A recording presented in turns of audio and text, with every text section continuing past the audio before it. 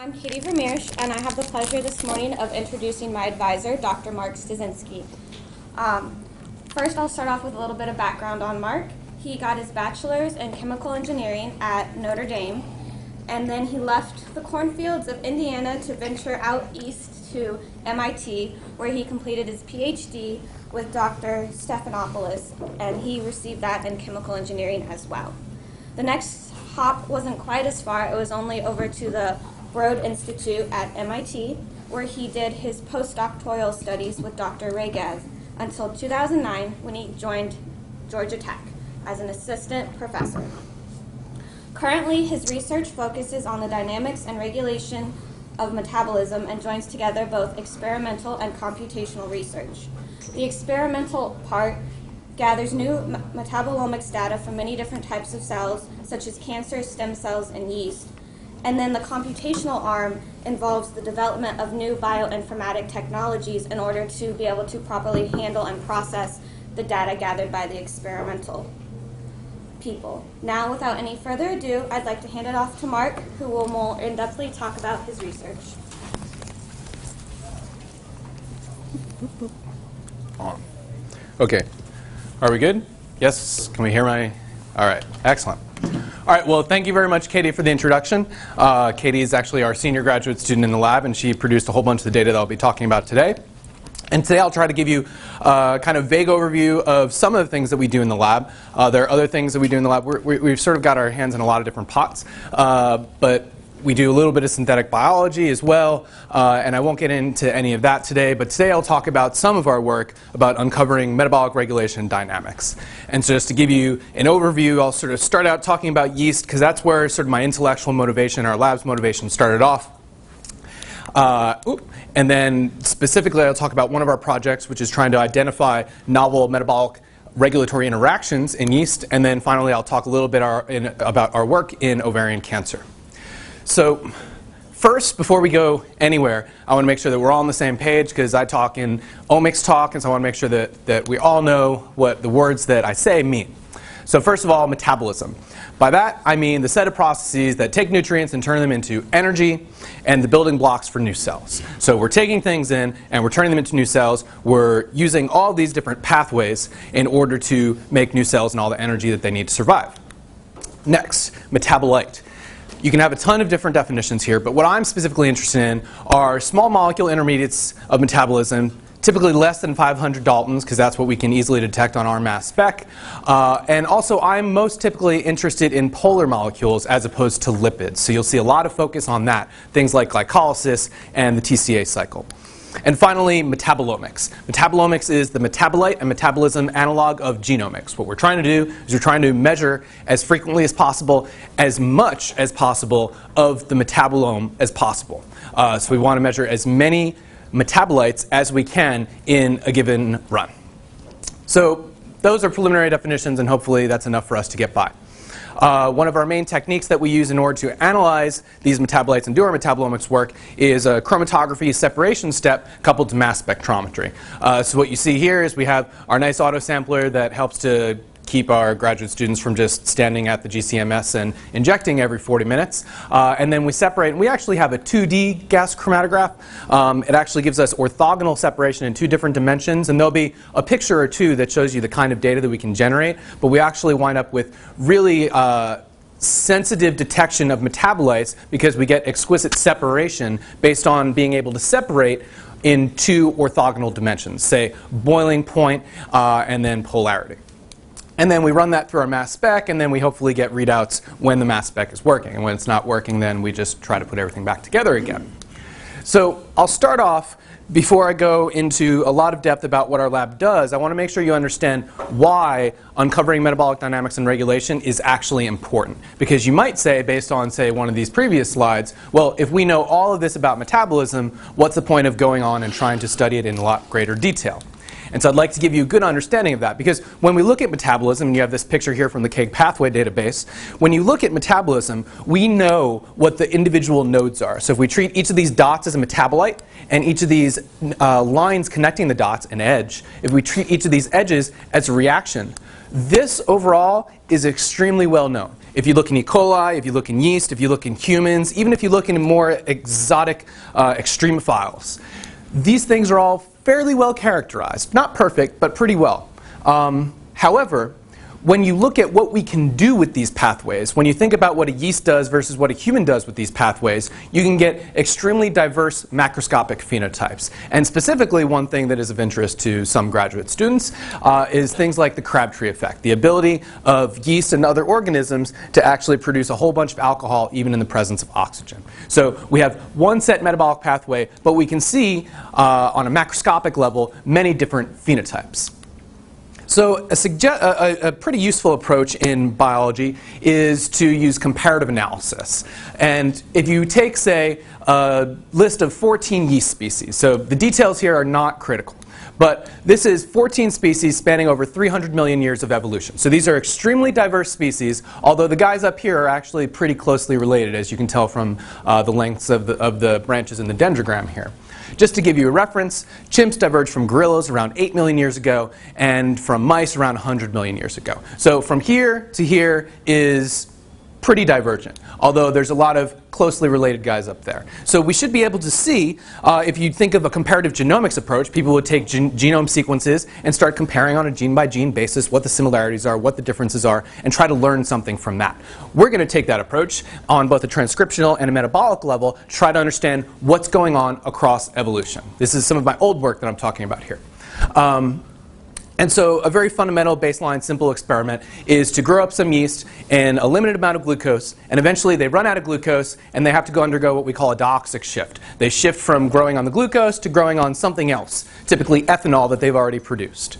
And if you then want to compare two different species, say species A and species B, you'll notice that they're going to have a slightly different growth curve. And so if you want to actually compare things in a physiologically analogous context, all you need to do is identify, like, oh, well, here is where my curve takes a bend in the blue. Here's where my curve takes a bend in the red. And so I'm going to call that a dioxic shift. And I'm going to compare this time point to this time point in blue to this time point in red. And I can do that for a number of different time points. And what this is going to give me is the ability to then look across species, getting rid of any artifacts based on growth curves, and actually see what's going on in all the different species.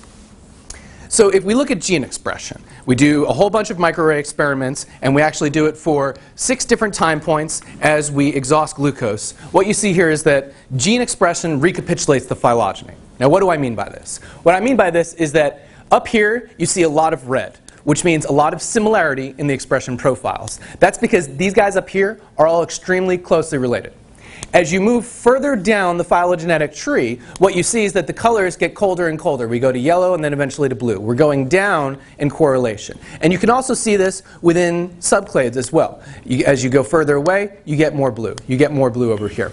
So what we see is that how close you are in terms of your phylogenetic distance, your evolutionary relationship, affects how similar your transcriptional profile is. And we could put this slightly more quantitatively and look at any individual time point and compare the branch length, the phylogenetic distance for any pair of species, to the correlation of their transcriptional profile. And we have a statistically significant correlation between them. And if you look at every single individual time point, we always have a statistically significant correlation between phylogenetic distance and how similar their transcriptional profiles are. And I think on a fundamental biological level, this makes a lot of sense. There are small stepwise changes in evolution as you are looking from one species to another, and so you might expect that there are going to be small stepwise changes in a linear fashion in terms of the transcriptional profiles. So we weren't surprised when we saw this. What we were surprised about was this. What you see here is nothing like what we saw the last time. There's no big patch of red. There's no continuous going from red to yellow to blue, because we can go from red to yellow to blue and then back to yellow. And then sometimes these guys have no similarity to anything. And then these guys go from red to blue back to yellow. So what we're seeing here, because this is our metabolite data, this is not transcriptional profiles anymore, this is metabolite profiles, that these show no clear relationship. And if we want to be quantitative again, we can go back and try to get the same correlations, and we see some just barely statistically significant correlations in lag and plateau, and there's some biological reasons for that I can get into if somebody's interested. But otherwise, when we look here in essentially the key parts of our physiological change, there is no correlation between phylogenetic distance and metabolite profiles. All right, so expression profiles are correlated to evolution, but metabolite profiles are not correlated to evolution. This makes us ask, what's going on? Where does this phenotypic diversity come from? Because if you think in terms of, say, the dogma of molecular biology, people will think that your genes control the creation of the RNA, and the RNA controls the creation of the protein, which controls the creation of metabolites.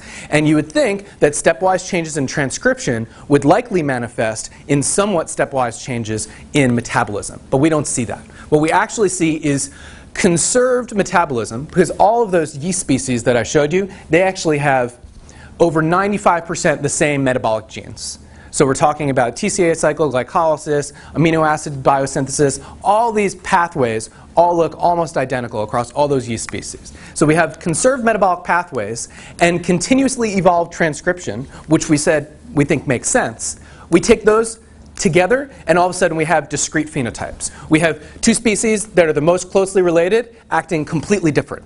And then we have species that are very divergent evolutionarily, that are acting rather similar. And we want to understand why, because there is no good answer for why right now. And that's one of the things that we're interested in understanding is what actually controls metabolism beyond transcription. We have a bunch of ideas, we have suggestions from the literature and previous basic research, but people don't know this on a systems level scale. And that's where we come in, because we're interested in the omics, we're interested in understanding everything on a systems level. We want to look at the whole cell, all of metabolism, as much as possible. So that brings us to the first project that I want to tell you about, which is identifying regulatory interactions in yeast. So beyond, say, transcriptional control, it's pretty well documented that you can have something called, allosteric control. So allosteric control is when you have a molecule that is not necessarily a substrate from your protein that binds to that substrate. And when it binds to that substrate, it changes the shape, the conformation of the protein. So you see that a previously accessible active site, which we can represent with our star, might now become inaccessible once this metabolite binds to it. So this is an allosteric change. This is really well documented. Some of the most fundamental molecular biology transcriptional cascades are mediated by allosteric interactions. And if we want to look about how much we know about allosteric interactions, well, first you have in E. coli, there's been a little bit of focused characterization. So if you actually go to EcoPsych, you'll find that there is some knowledge about what's going on where in terms of allosteric interactions, but it's pretty restricted. And we also know that not only do we not know tons about it, but we also have found allosteric interactions to be important even in higher eukaryotes. So if you want to look at pyruvate kinase, which some people are considering to be an oncogene, because pyruvate kinase has multiple isoforms. And in cancer, it's been shown that pyruvate kinase, the isoform that is being expressed, switches substantially from PKM1 to PKM2. And that PKM2 actually has a different allosteric regulatory profile. It is regulated by a different set of metabolites than PKM1. And that actually impacts cancer metabolism and how quickly the cancer cells can grow. So we know that it can be important in E. coli. We know that it can be important in humans. And yet, at the same time, we don't know it on a global basis. If you want to look at glycolysis and the TCA cycle, these are some examples where allosteric regulatory interactions are extremely well documented. You can go into your Brenda database. You can open your Voet biochemistry book, or Leninger, or whoever you prefer. You can go into your book, and you can find a bunch of different allosteric interactions that involve glycolysis and the TCA cycle, hexakinase, things like that. But this, if you remember our picture from before, this is not all of metabolism. This is more like all of metabolism. And so we're studying a very little portion, or we have studied previously a very little portion as a community, whereas we haven't looked at everything else that can be going on. We have no idea if there's any crosstalk. We have no idea what is going on in these cells. Moreover, specifically talking about that crosstalk, we've only investigated certain candidate metabolite regulators. What I mean by that is this. If somebody is looking for a regulator in, say, tryptophan biosynthesis, they say, well, I know, based on my knowledge of biochemistry and biology, there could be some sort of feedback inhibition by the product, by the end product of my pathway. So let me look at all the products in my pathway and see if any of them regulate this specific enzyme that I'm interested in my pathway. So that's one approach that people take. However, unfortunately, that's not the only thing that can actually regulate an enzyme in that pathway. And if you look at some of the, even in the TCA cycle, you can see regulation, even in glycolysis, you can see regulation of an upper glycolysis enzyme by a metabolite that's down in the middle of the TCA cycle. So we're talking 13 reactions away. There are so many things that go on in between those two metabolites, and yet there's crosstalk, there's regulatory crosstalk between these here. So we want to start looking beyond just the simple expected feedback regulation. We want to look at the entire set of metabolism. And for those of you who are paying attention or had subscriptions to Nature in, say, the years 2000 to 2003 or 2004, about every single journal article you could see one of these little pictures, which is just a protein-protein interaction network, which even back then, in my humble opinion, meant about as much as it does now as you're looking at it. It looks like a pretty graph, but it's hard to really infer what's going on here.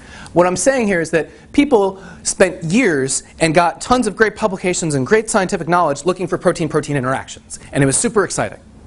But nobody's ever done the same thing for metabolite-protein interactions. And we have evidence that metabolite-protein interactions can have a fundamental effect both on transcriptional profiles and on metabolism en masse. So this is our motivation for saying, let's go beyond the simple things. Let's go beyond the basic biochemistry that people have been doing for the past 10, 20, 30, whoever knows how many years, and let's look systematically for what regulation might be going on in these cells.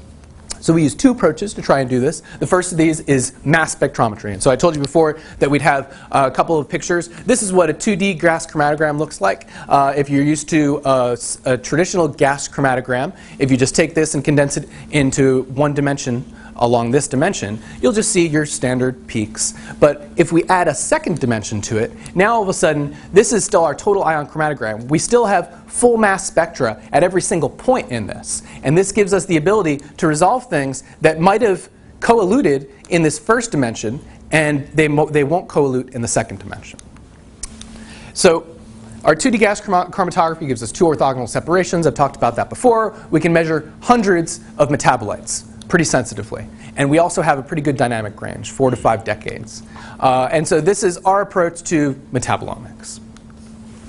So the approach that we've taken specifically in looking at regulatory interactions in yeast is to say, well, okay, let's first take our protein, and whether we want to express it in E. coli or express it in yeast, we've actually changed over to using yeast, so I apologize for that not being right. If we take our protein and we express it, and we have a tag on it so that we can be able to isolate and purify it, and then we take that protein and then we add a bunch of metabolites to it. We add a complex metabolite mixture that's defined so that we know what's in it. And then we see what sticks when we purify our protein out. And then we elute, we get off everything that's actually on there. And so then this eluent is then everything that was binding to our protein here. These are candidate regulators. And then we use GC-GCMS to characterize and identify, oh, I think this is tyrosine. Oh, I think this is glucose 6-phosphate, and so that we know specifically what is binding to each protein. And we can do this in parallel for a number of different proteins. We're also sort of long-term interested in taking an in vivo approach, where instead of using a defined in vitro set of metabolites, we would actually instead just pull everything directly out of an enriched cell broth, but I won't talk about that today. So for proof of principle and some of the basic things that we've been doing, we've shown that we can, in fact, do this. So if we take ARO7, which is involved in the aromatic amino acid biosynthesis pathway, this is actually known to be regulated by tyrosine and tryptophan. And this is one of those things I talked about before, basic metabolites within the pathway that we expect to possibly have some sort of feedback regulation within a discrete pathway. And so we did our experiments, and we were able to detect binding between tyrosine and ARO7, between tryptophan and ARO7, but we weren't able to detect binding for a negative control like valine. So what we see here is that the proof of principle works. We can start doing this en masse in parallel for tons of different metabolites. For any given analytical technique, though, there's always going to be some shortcomings, and so we actually wanted to take a two-pronged approach to try and do this analysis. So we, in addition to using gas chromatography, in parallel, we use small molecule microarrays to probe for these metabolite-protein interactions. So it's a small molecule microarray. So you have a microscope slide, and it has about 50 micron scale spots of different metabolites. So each of these spots is then going to be a different metabolite that you put onto an ordered array. And you know where each spot is, so for each spot you know what its chemical identity is. And so we can custom print hundreds to thousands of these analytes onto a microarray and then begin to probe with a protein.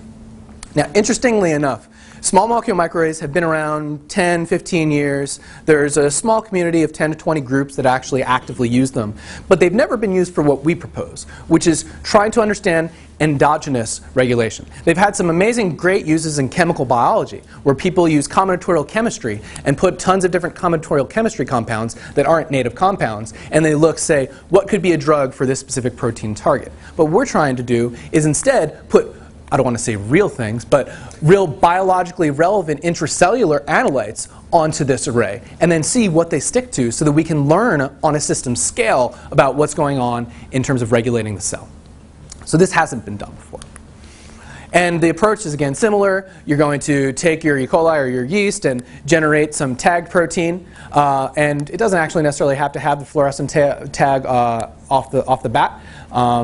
We've actually been taking an approach that doesn't use the fluorescent tag and then doing a secondary hive to tag it, because it actually gets a little complicated to put that tag on there to begin with.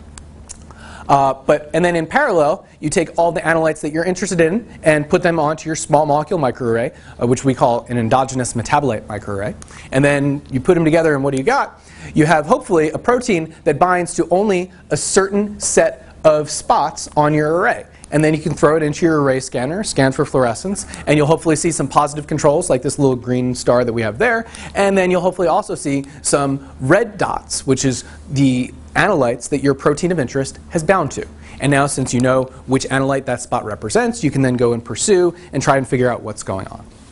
So this is something that we hadn't done before when I got here 3 years ago. And so we dove in, and we've actually been able to import the technology with a little bit of encouragement from one of the leaders in the field.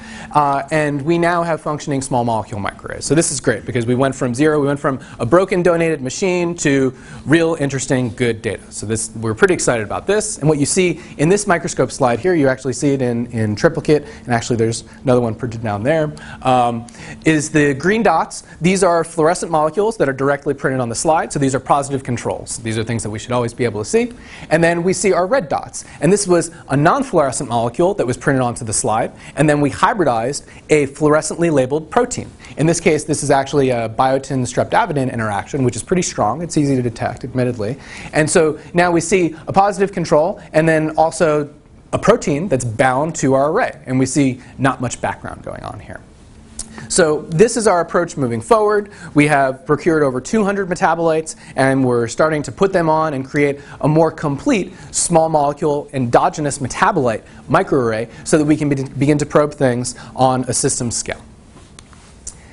Importantly, though, and this is the caveat that's important for all high throughput screens, what you get is not always what you think it is. So, for example, first of all, we could have tons of false negatives. There might be things that don't actually bind strong enough for us to be able to detect it based on our washes here in the small molecule microarray, but they might actually bind. So there could be false negatives, but we have to give up on those. We can't concern ourselves too much with false negatives, though we can appropriately implement specific controls to make sure we minimize them.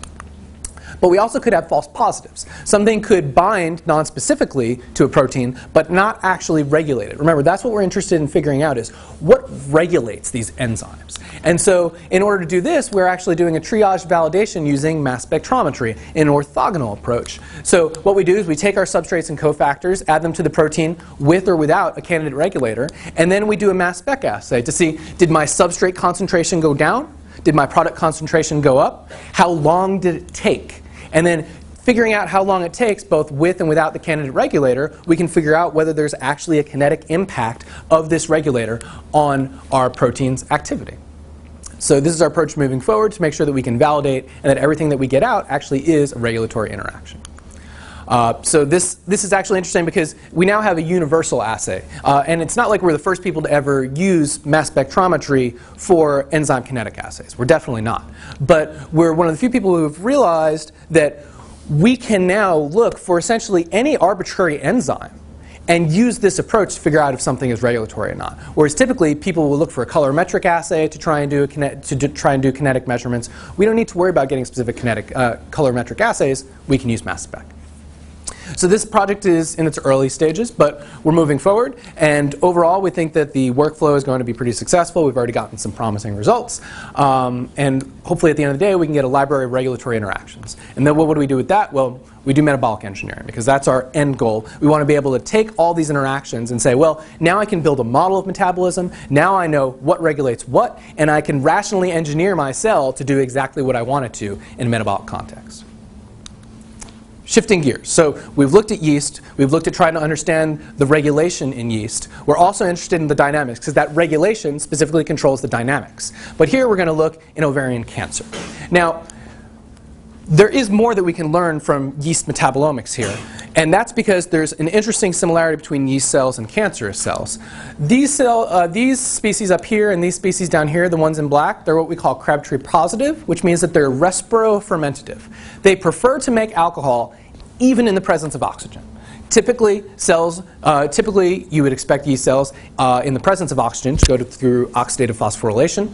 But these guys still prefer to make alcohol even in the presence of oxygen. Interestingly enough, these guys up here, when you look at the metabolic profile and even at the transcriptional profiles, use totally different approaches to achieve this same macroscopic phenotype of being Crabtree positive. So what's going on there? How can we have essentially convergent evolution here that this is so important? This is something that's interesting and that we're pursuing. But then looking in a completely different direction, this respirofermentative approach is actually imperative in cancer. So if you look at normal differentiated tissue, in the presence of oxygen, it will go through oxidative phosphorylation and it'll give you tons of energy.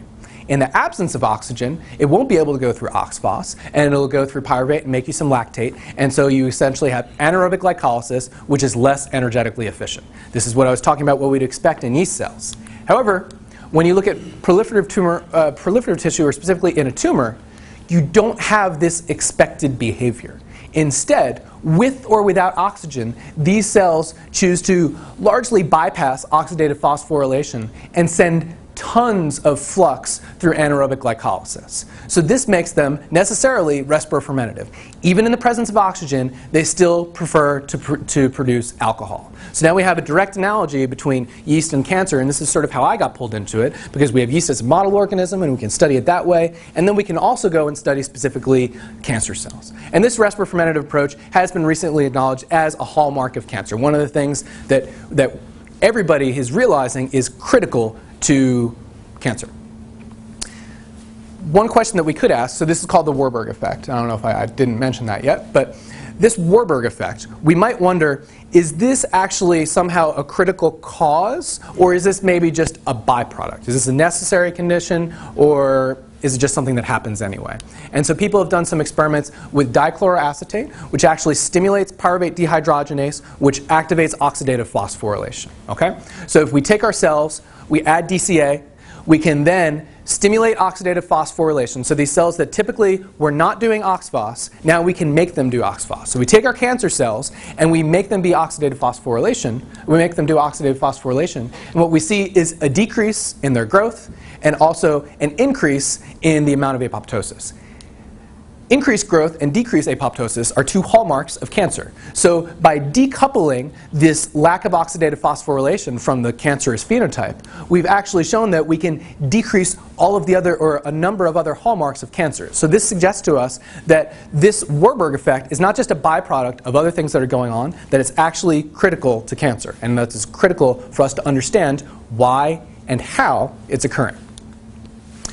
Now, unfortunately, not a lot is known about cellular cancer metabolism. So I'm talking about it on an intracellular level, what the cells are doing with all these analytes. A lot of the current work that's out there is still very genetically focused. So even though, so cancer research for the past 20, 30 years has been extremely genetically focused. And then all of a sudden we remember something that was suggested 80 years ago, this Warburg effect, that metabolism might be important. But even though people are still trudging forward on the genetic aspects of metabolism and doing great work discovering things like that pyruvate kinase M2 isoform that I talked about.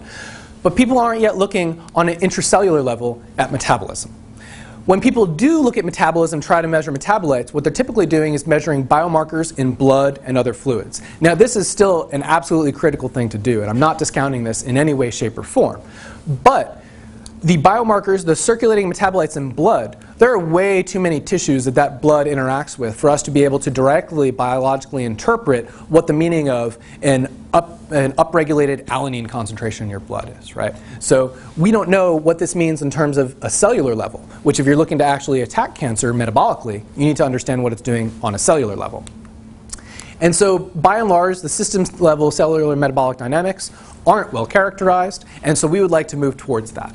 And then I showed up at Georgia Tech, and I was looking to do some cancer work, and then I met John McDonald, and he pointed me in the direction of ovarian cancer, convinced me that this is a really important thing to study, and it is. Ovarian cancer is actually the 5th leading cause of cancer death in the United States. It has a 30% 5-year survival rate. So we're talking about when you're diagnosed with ovarian cancer, typically you're diagnosed kind of late, the odds aren't too good. And so getting an improvement in ovarian cancer treatment could be absolutely pivotal in improving these odds. And so that is our specific focus in collaboration with John McDonald here. So our goal is to characterize these metabolic dynamics in this model system. Specifically, we want to characterize them in response to in vitro perturbations, in vitro conditions that are characteristic of the conditions that the cells see in vivo. So if you think about what happens in a tumor, you're going to see at the center of the tumor there isn't going to be much glucose, there's going to be acidification, there's going to be hypoxia, and hopefully there's eventually going to be chemotherapeutics there. So we want to understand how do the cells respond in a time course profile to these changes in their condition, and how does that help us understand what we could do to specifically metabolically target them. Another thing that we're interested in this project, which I'm not going to go into today, is the differences between bulk tumor cells and cancer-initiating cells. There's actually strong evidence suggesting that there's a different metabolic phenotype between the general tumor cells and the chemo-resistant cancer-initiating cells that are actually one of the leading causes of metastases. So this could be useful for a uniquely targeted treatment towards these guys, but I won't get into that today. So our experimental workflow is kind of simple here. We take our cells, we apply some perturbation, we have some control unperturbed cells, and then we do time point sampling. Depending on the experiment, it could be anywhere between 2 and 6 days. Then we take our samples, we quench them because we want to stop cellular metabolism as soon as possible because it's actually metabolism is a fairly rapid process. And so if you let your cells sit there for a minute or two, the metabolite levels could drastically change. So we want to quench that metabolism as soon as possible, and then we derivatize, which means to functionalize all those molecules so that they can actually fly on our GCMS. And then we do our GCMS analysis and then do tons of data analysis to figure out what on earth just happened, because I now have biological triplicate plus a control, somewhere between 5 and 15 samples, and then I have hundreds to over 1,000 metabolites. So there's tons of information there that we need to be able to sift through, identify what's going on in there. Some of that data analysis is simple, some of that data analysis is not simple. But on a basic level, one thing that we can do is just do a sanity check, look at individual metabolite profiles, and see what's going on. Are there statistically significant changes? Or in this case, do they do what we expect them to do? So here what we actually have is in a glucose deprivation experiment, what does our extracellular glucose look like? Which you would expect, it would go down pretty quickly, it would all disappear, and that's actually what we see here in our experiment, and then our control doesn't show that behavior. So this is a quick and dirty check just to make sure that things are behaving like we want to, and then when we get an interesting hit in some sort of multivariate analysis, we can come back to these and start to try to interpret what's going on when I look at this time course profile. Another approach that we use is a dimensional reduction approach called principal components analysis. So what this does is it takes all of our variables and it tries to reduce them into 2 or maybe 3 variables. And the way that does that is via a linear algebra approach. The important takeaway from this is to understand that principal component 1, 2, and 3, these axes represent axes of major variation. They're actually a linear combination. So 1/10 of variable 1 plus half of variable 2 minus 1/10 of variable 3. A big linear combination of all your variables that when put together represents the most variation in this principal component. It represents the most variation that you can get. And we can do these in successive orthogonal principal components. And what you've then done is reduced your hundreds to thousands of variables into 2. And then you can plot your data in this new data space and then do interesting things occur. And so if we see separation of alike data points, that will tell us that there's some biological relevance. So here we have things that are color-coded and also shape-coded. And we see that these purple guys are the same shape clustered together and away from these purple guys are the same shape. So this begins to suggest to us that there's something going on here. And we can go into more depth to try and figure out what these principal components are telling us. So hopefully we understand what we're looking for here are clusters of things that are the same color, the same shape, that are close together in our lower dimensional space. We also do metabolite set enrichment analysis, which is after we get all of our analyses, we figure out what's significant, what's not, and then we start to try and figure out what are the commonalities behind all this significance. This is really a meta-analysis level, and I'm not going to get into our work in this either. So we start, just like with our yeast experiment, we start with a basic glucose deprivation experiment. What happens when the cells run out of glucose in their medium? And this is something that, if you're looking at a tumor cell, in the middle of that cell, there's not going to be angiogenesis. Not a tumor cell, sorry. If you look at a tumor, there's not going to be angiogenesis to get you a lot of glucose into the middle of that tumor. So there's going to be a decreased glucose concentration. And so when we measure either extracellular or intracellular metabolites, we can just look at what's in the medium, or we can bust open the cells and look what's in them. What we begin to see here for our glucose deprivation experiment, and all of these are actually normalized to their control time points. So this is 15 minutes experimental condition normalized to the control at 15 minutes. So these are all changes. What we begin to see are a cluster of similar time points. So these guys are all clustered together. So there isn't necessarily tons that we can make out of that because we see that the brown, red, purple, and blue, they're all kind of mixed together. But we then see two distinct clusters over here, this blue cluster and this green cluster over here. So this is telling us that in 24 and 48 hours, we begin to see substantial changes with respect to the rest of the time points, that maybe there aren't tons of early changes, but as we get into our culture, we can see substantial changes, and that there's significant change in between 24 and 48 hours. When we look at the intracellular, so now let's bust open the cells and measure what's in them, what we see again are our early time points here, which we don't see much change intracellularly in the first 15 minutes. But then, if you kind of squint, this is purple, blue, green, light blue. And we see purple, blue, green, light blue. So we see this time evolution here of going from earlier time points to later time points. So we're beginning to see, even in 2 or 3 dimensions, this clustering of multiple different time points in a profile that then gives us something that we can go into more detail to try and understand what are the loadings, what are the important variables in each of these principal components that are defining this variation. So we can see metabolically distinct changes, and it's kind of a gradual change with time because you don't see strong changes until 24 or 48 hours, but we can see changes. The next experiment that I'll tell you about is acidification. So again, as these cells are not undergoing oxidative phosphorylation, they're creating a lot of lactate. That's going to cause our pH to go down. And so we can take our cells growing in vitro and we can decrease their pH. And what we'll see here is, first of all, we can see long-term changes in the metabolite profiles. So here are the rest of our time points, and then here are 24 and 48 hour time points. So we see long-term changes. Once you get to 24 to 48 hours, you could see substantial changes, and these are actually intracellular. I apologize for not labeling that. These are the intracellular metabolites. After 24 or 48 hours, metabolism has changed substantially. We also see, and we're pursuing this to see just how real this is. So you see these guys over here. This is a big cluster of 0, 30 minutes, and 8 hours.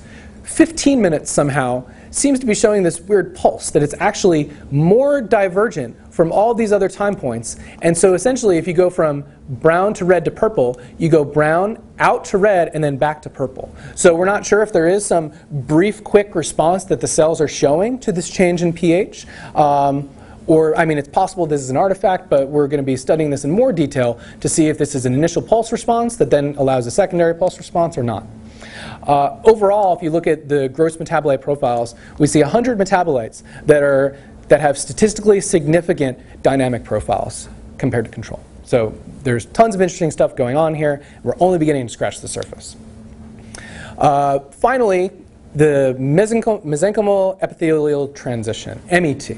So this is a transition between cell types that also shows metabolic underpinning. So mesenchymal cells are typically more characterized with increased invasiveness, and it's believed that there undergoes in a tumor a transition from epithelial to mesenchymal that allows these cells to actually cause more metastases. So this is the super simplified 5 to 10 second explanation. But this is an important process in cancer recurrence here. And so we wonder if this change in phenotype of the cells actually exhibits any metabolic underpinnings. And what we find is that it actually does. So we did an experiment where the cells started off in a mesenchymal phenotype, and they were made to induce to an epithelial phenotype, and then they went back. So at 0 hours, we started inducing a change, and what we saw is that by 12 hours, we saw a change. And then things kind of relaxed back, because at 1:44 we expect everything to be back to kind of normal. And so we saw that by 24 hours things were kind of back to normal. And then at 48 hours it went out again and there was a big change. And then we came back to everything being kind of close to normal. So we see essentially two different metabolic pulses, one in this direction and one in this direction, otherwise characterized by normalcy. But again, the interesting thing here is that 24 hours is in between these two pulses and yet looks more like the normal mesenchymal phenotype. So we're not really sure what's going on here. I put that up again, I'm sorry. So we're not really sure what's going on here. Could this actually be real? Well, when we look at then the intracellular phenotypes, the intracellular metabolites, we actually see the same exact thing. We have our red guys here and we have our blue guys here that are away from the bulk cluster of everything else. So the fact that we see it in both intra and extracellular metabolites suggests that this might actually be something that's real. So I've shown you the overview of this. This is looking at all of the analytes at once. And now our task and what we're continuing to do is to dig in and figure out what are the specific metabolites that are causing these changes. So taken together, we see the importance of using metabolomics and looking at our metabolites, that we can see changes in profiles, we can see unusual double pulses, and we can see all these things that help us to characterize the metabolic dynamics and hopefully eventually the regulation of these cancer cells. So that wraps us up pretty much. We started off in yeast trying to understand how we could possibly get substantial changes in metabolism, even though transcription is sort of changing gradually. And we believe that a lot of that comes from the regulatory interactions, which we then believe substantially affects our metabolic dynamics.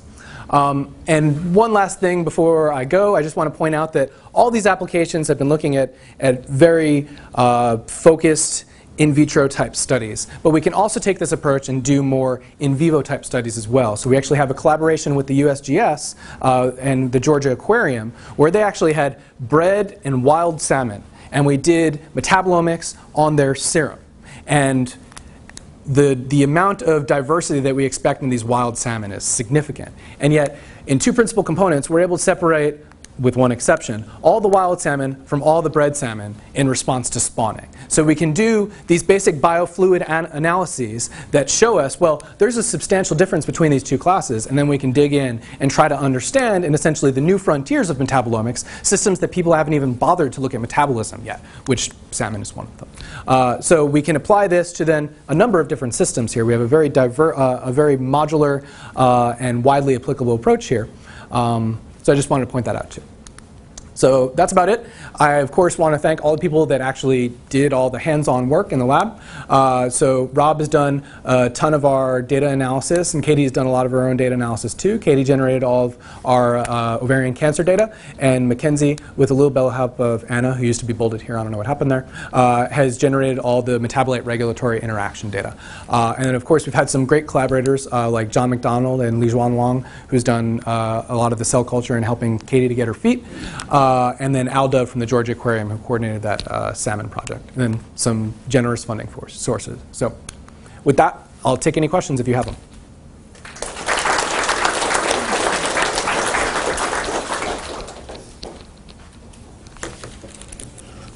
Yeah, Hong. To identify the regulatory interactions, the survey that you used, I was wondering, do you assemble different conformations of the metabolites on the array, or for each metabolite you have only one conformation, so the protein would be able to see only one conformation? So the chemistry that binds the metabolite, so it's a covalent binding of the metabolite to the array before we probe with the protein, and it's actually it is chemical specific but not stereo specific. So there are a bunch of different functional groups that can actually catalyze or that can actually be the attachment point.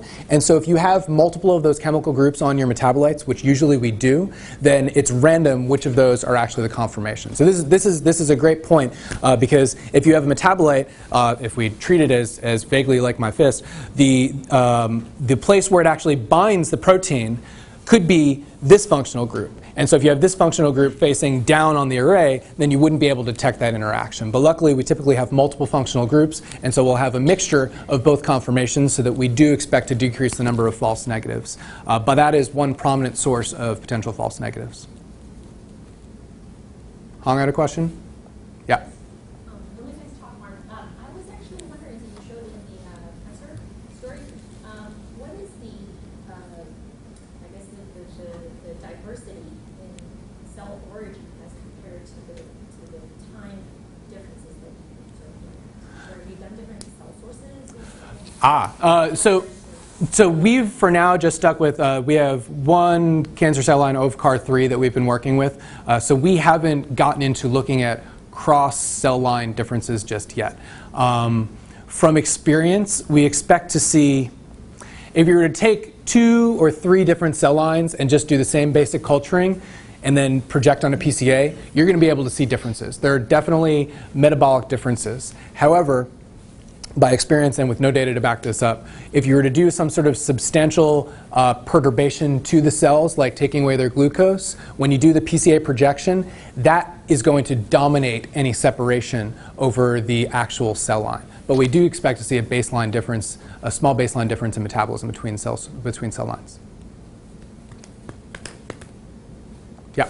Genes in particular, so when you were doing the heat map, showing a phylogeny, as it compared to the genes, did you use a subset of the genes off of that chip? So that picture, that specific picture that I showed you, was all of the genes.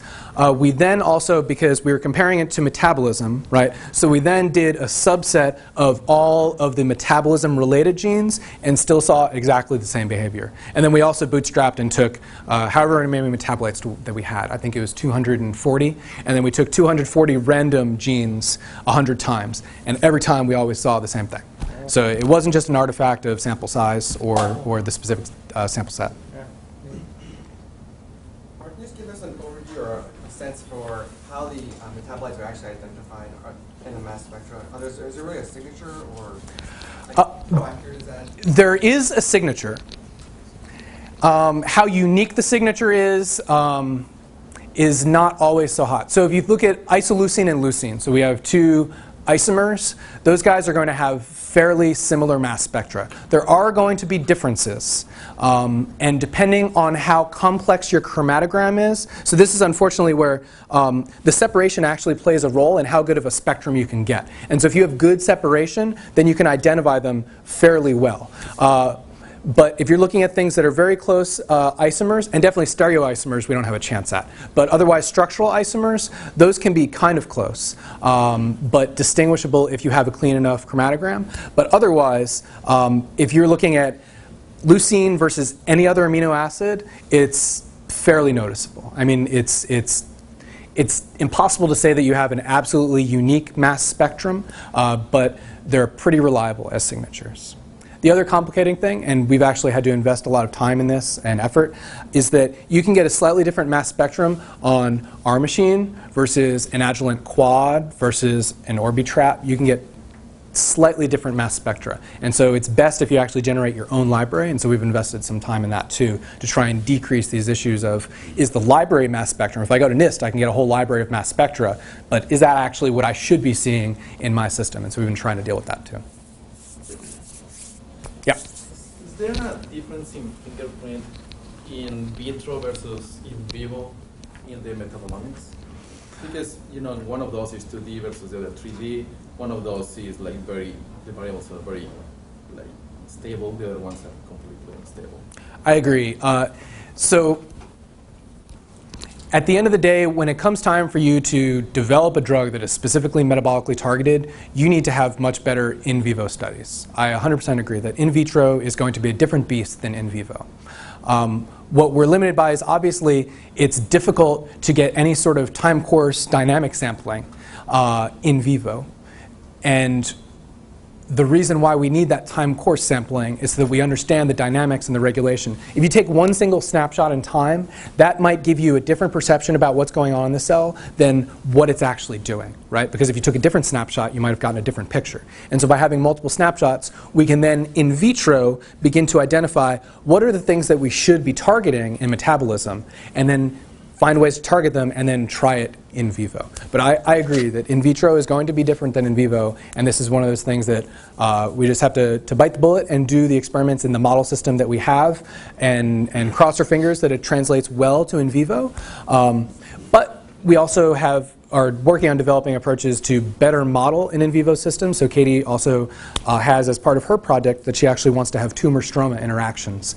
And so moving towards having that is more reflective of in vivo, though still not quite there.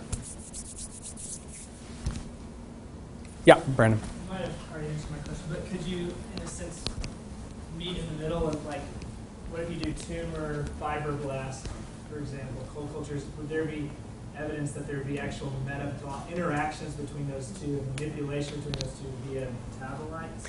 I would say absolutely. If you look, so here's where my mammalian cell biology begins to falter. But if you look definitely in the brain and also in skin, you'll see that there are specific cell types that are actually more metabolically active that then provide metabolites as energy sources to other cell types that are less metabolically active. So you would definitely see, given the right model system, changes of isolated versus co-culture.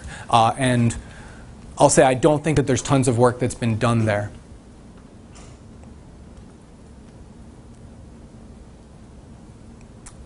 All right. If there are no other questions, thank you so much for your time and for coming out, and hope you enjoyed it.